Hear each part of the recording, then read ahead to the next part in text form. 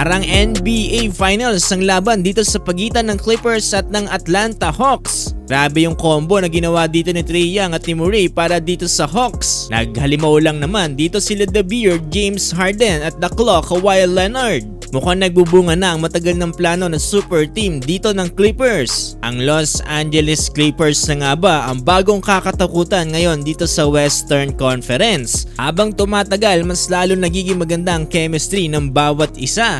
So dito na tayo, home court advantage para dito sa Atlanta Hawks. Starting 5 nila ay sila Onyeka Okongwu, Bey, Johnson, Young at si Murray. Samantalang dito naman para sa Clippers, ang solid na lineup nila Paul George, Kawhi Leonard, Plumlee, James Harden at si Terrence Mann. Eto na, opening quarter, ganda ng pinakita ng Atlanta Hawks, isang driving dunk para dito kay Onyeka Okongwu at dito nga sa 3-pointer para kay Jalen Johnson. Pero okay din yung panimula dito ng Clippers, sinagot lang din nila yung 5 points dito ng Atlanta Hawks mula dito sa jumper ni Paul George at dito nga sa 3-pointer ni The Beard, James Harden. Medyo maaalat pa ang outside shooting na ginagawa dito ni Trae Young para sa Atlanta Hawks, kaya naman pinupugos sila dito ng Clippers. Back-to-back 3 para dito kila PG-13, Paul George at dito nga kay The Claw, Kawhi Leonard. Sabayan pa yan dito ng 2 3-pointer ni James Harden, dahilan para umakyat na sa double digit na lamang dito ng Clippers under 5-minute mark. Beast mode na si The Beard, James Harden, inaangasan na dito ang home court ng Atlanta Hawks. Dito sa first quarter, under 1-minute mark na naramdaman dito si Trae Young mula sa kanyang floater.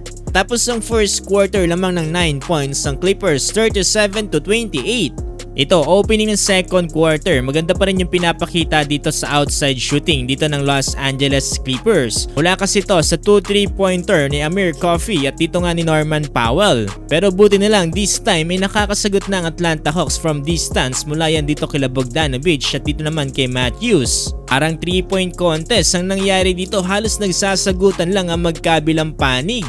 Pero eto ganda pa rin ang momentum dito ni James Harden para dito sa Los Angeles Clippers. Okay din dahil nakakasabay din dito si Paul George.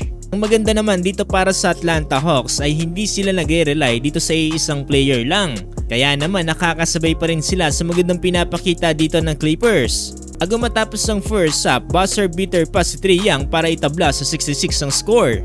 Ito na, third quarter, patindi pa rin ang patindi yung laban dito sa magkabilang panig. Another 2 3-pointer para dito sa Clippers mula dito kay Terrence Mann at dito kay PG-13. Ayaw paawat ng Clippers, sumali na rin dito si The Claw, Kawhi Leonard sa 3-point party. Pero never say die pa rin dyan ng Atlanta Hawks. Dito na unti-unting lumalabas ang outside shooting ni Trae Young. Tatlong magkakasunod na 3-pointer din ang kanilang pinakawalan dito. Sabi ko naman sa inyo, parang NBA Finals ang laban ngayong araw. Umabot ang sagutan ng tres dito hanggang matapos ang third quarter. Lamang lang ng isang Clippers, 102-101.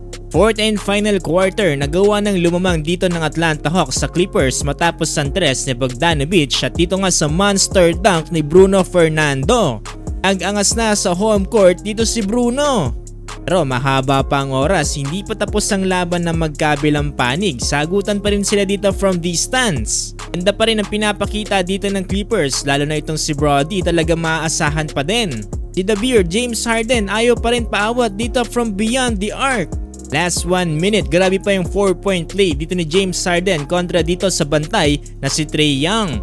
Halos mag-super saiyan na dito si The Beard sa home court ng Atlanta Hawks. Dahil dyan, nagawa pa rin manalo dito ng Los Angeles Clippers sa huli sa final score na 149-144. Nanguna dito si The Claw, Kawhi Leonard with 36 points na sinusundan ni Harden with 30 points. Samantalang dito naman sa Hawks, Trae Young 25 points, Murray 21 points.